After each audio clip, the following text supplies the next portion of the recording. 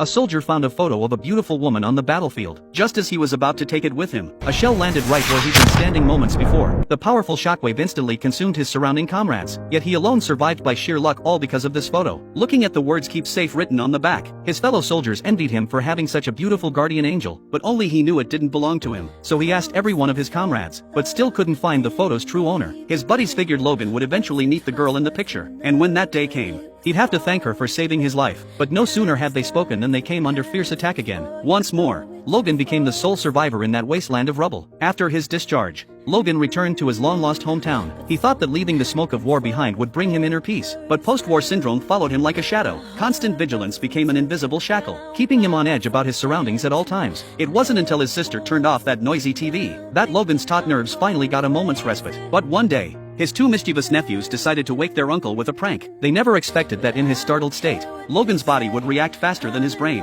In an instant, he had his older nephew by the throat. His sister stood in the doorway, her face filled with shock and disbelief. The speechless silence heard more than any words of accusation ever could. Survivor's guilt knotted Logan's heart like a venomous snake, leaving him unable to find peace. He pulled out that photo again, now worn from constant handling, as if it were his only connection to the past. Using the blurry lighthouse information in the photo, he set out alone on a long journey of searching. His footsteps echoed on the highway, from scorching sun to gentle rain, leaving behind the chaotic memories and battlefield carnage to the wind. The scenery flowed past him like medicine for his soul, slowly soothing his frayed nerves, until morning light pierced through the mist, and a distant lighthouse stood quietly in the distance. He finally understood. What he was searching for wasn't just the woman in the photo, but a reason for his soul to find grounding in peace. After much inquiry and relentless effort, Logan finally learned the woman's name was Beth, and about the pet hotel she ran outside of town. With this concrete information, he couldn't wait to visit. The moment the woman appeared, Logan found himself frozen and at a loss. He'd witnessed countless sunrises and sunsets, but never had he felt light could so gently outline a person's silhouette. He meant to take out the photo to explain why he'd come, but in his nervousness, he accidentally pulled out a job flyer from his pocket instead.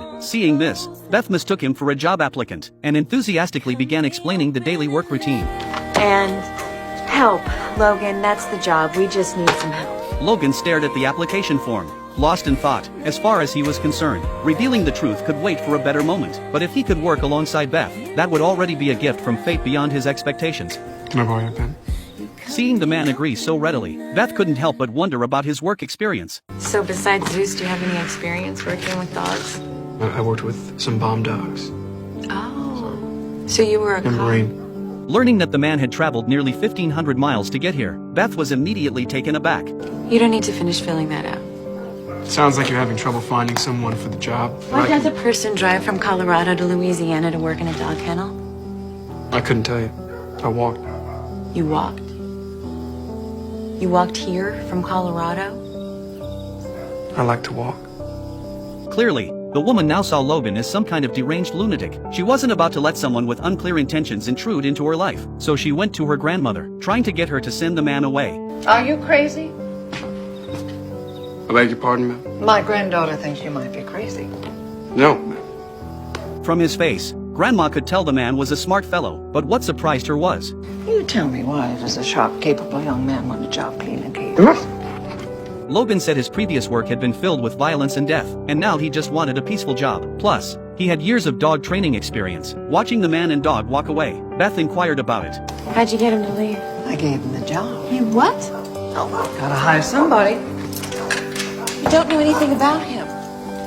Neither do you. Soon, Logan rented an old house nearby. He decided to stay and work for now. The truth stuck in his throat like a bone. He could only transform his 1,000 words into silent labor. Feeding the dogs, cleaning the yard, he always worked with swift efficiency. He could always complete his assigned tasks quickly and properly, then voluntarily take on other burdens. Repairing loose rafters, fixing the broken tractor, clearing out this year's clutter. His diligence didn't seem forced, but rather like an instinct he was born with. Watching this hard-working young man, Grandma's eyes were full of comfort and appreciation. Yet Beth always maintained a subtle distance from Logan. She noticed this man constantly cast glances her way when she wasn't looking. That gaze was too focused, carrying a complex emotion she couldn't understand, making her feel uneasy. But Beth was completely unaware of what this meant to Logan. To him, she was the only anchor in his chaotic world. Just seeing her allowed his war-ravaged, restless heart to find temporary harbor, and gain a moment of precious peace. The first to accept Logan was Beth's son. This 8-year-old boy, shy by nature, would always hide in corners practicing his violin. Whenever Logan passed by, he would stop to listen intently, then offer generous praise. Not bad.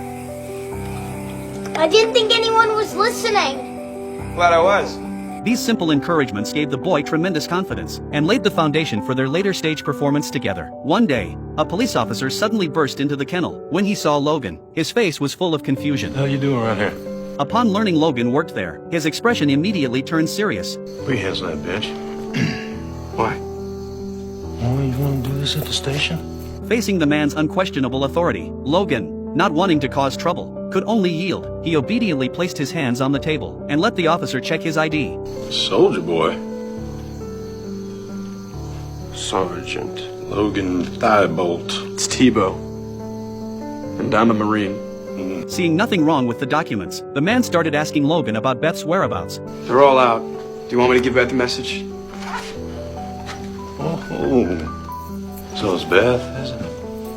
Turns out the man was Beth's ex-husband, a local police officer who wielded immense power. Leveraging his family background and position, he could practically do whatever he wanted in town. The divorce hadn't made him let go of Beth. Instead, he used their son's custody as a chain to keep her firmly within his control. He needed Beth to accompany him to various glamorous occasions, maintaining the false image of a perfect family to preserve his utterly fake respectability before others. This satisfied his twisted, sick need for control. Beth was physically and mentally exhausted, but didn't dare break free. She knew that once she resisted, she might lose her son forever, so she could only silently endure it all. Her life and emotions imprisoned together in an invisible cage. One day, while wandering around Beth's house, Logan stumbled upon a piano. His fingers touched the keys lightly, and that crisp, melodious tune echoed through the room. A surge of irrepressible impulse rose in his heart. He couldn't help but want to play a piece. This scene happened to be witnessed by the boy, whose eyes were full of admiration and respect for Logan's talent. To get to know Logan better, he insisted on having him stay for dinner, despite his mother's attempts to dissuade him. Watching the two interact so happily, the corners of Beth's mouth unconsciously turned upward. It had been so long since she'd seen her son laugh so heartily. Since the divorce, the boy had become sensitive and prematurely mature, rarely showing such innocence in front of strangers. After dinner, the two started playing chess to pass the time, but compared to the boy's relaxed and comfortable demeanor, Logan just furrowed his brows with a worried expression. Clearly, he was no match for the boy at all. With just a few simple moves, the boy had Logan cornered. Beth found this hard to believe. Having witnessed the little boy's chess skills, Logan asked if he had any other hidden talents. You're the one with the secret. I saw him playing the piano. Beth's shock was tinged with a hint of displeasure. She knew well that if her ex-husband found out a strange man had been in the house playing piano and having fun, that control freak would never let this leverage slip away. But seeing the happy times the boy and Logan shared, even though she had 100 concerns, they all ultimately dissipated. As he was leaving, Logan mustered the courage to tell Beth the truth, but gazing at her gentle face, all those lines he'd rehearsed countless times in his mind suddenly got stuck in his throat. Sorry, I can't find the right words. It's all right. Another time, maybe. After all, I'm not going anywhere.